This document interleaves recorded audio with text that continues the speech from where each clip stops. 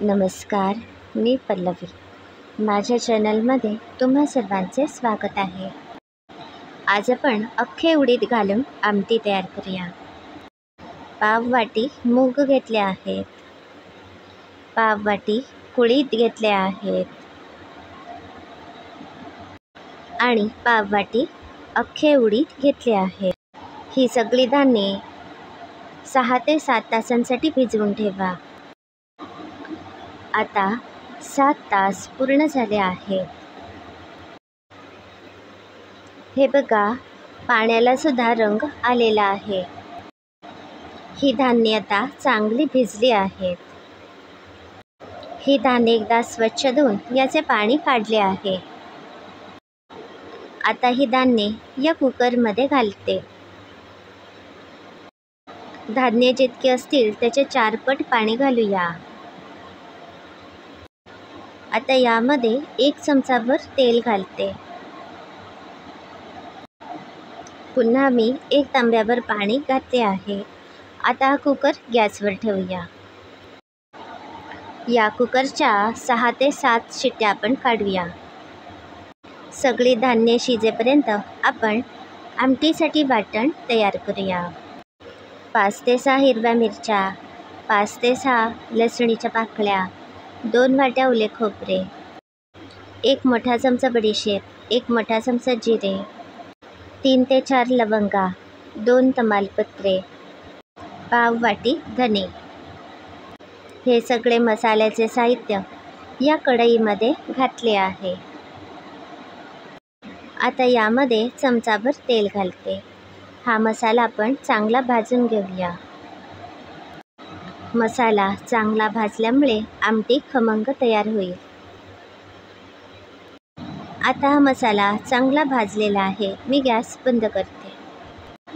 2 चिरलेले tomato आणि 2 कांदे चिरून घेतले आहेत. गॅसवर जाडबुडाची कढई ठेवली आहे. यामध्ये थोडेसे तेल घालते. तेल आता चांगले तापले आहे. यामध्ये 1 मोठा चमचा मोहरी घालूया.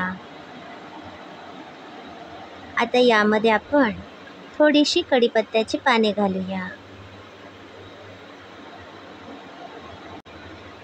आता आपली फोडणी तयार आहे. यामध्ये चिरलेले टोमॅटो आणि कांदे घालूया. कांदा टोमॅटो फोडणीमध्येच 1 ते 2 मिनिटे चांगले परतून घेऊया. आता आपण यामध्ये 3 ते 4 चमचे सांबार मसाला घालूया. तुमच्या घरी स्वयंपाकासाठी जो मसाला वापरता तो यामध्ये घालू शकता. हा मसाला सुद्धा या फोडणीमध्ये मी चांगला परतून घेतला आहे. आता चमचाभर हळद घालते. हळद घातल्यामुळे या आमटीला रंगसुद्धा छान येईल. आता आपण मगाशी तयार केलेले खोबऱ्याचे वाटण घालूया. खोबऱ्याचे वाटण मिक्सरमध्ये अगदी बारीक वाटून घ्यायचे आहे. मिक्सरच्या भांड्याला थोडेसे वाटण लागले आहे. यामुळे 2 वाट्या पाणी घालून ते पाणीसुद्धा यामध्ये घातले आहे. या आमटीमध्ये आवश्यकतेप्रमाणे पाणी घालू शकता. 3 ते 4 चमचे बारीक मीठ घालते. मिठाचे प्रमाण तुमच्या आवडीनुसार कमी अधिक करू शकता. चवीप्रमाणे थोडासा गूळ घातला आहे. या आमटीला आता एक चांगलीशी उकळी आणूया. कुकरच्या 6 शिट्ट्या झाल्यावर मी गॅस बंद केला. कुकरची वाफ गेल्यावरच आपण कुकरचे झाकण काढायचे आहे. सगळी धान्ये आता बरी शिजली आहेत. एका पातेल्यावर या प्रकारची चाळणी ठेवून कुकरमधील धान्ये घालायची आहेत. यामुळे अधिक असलेले पाणी पातेल्यात पडते. आता ही शिजवलेली धान्ये या वाटणात घातली आहेत. आता या आमटीला 5 मिनिटे चांगले उकळूया.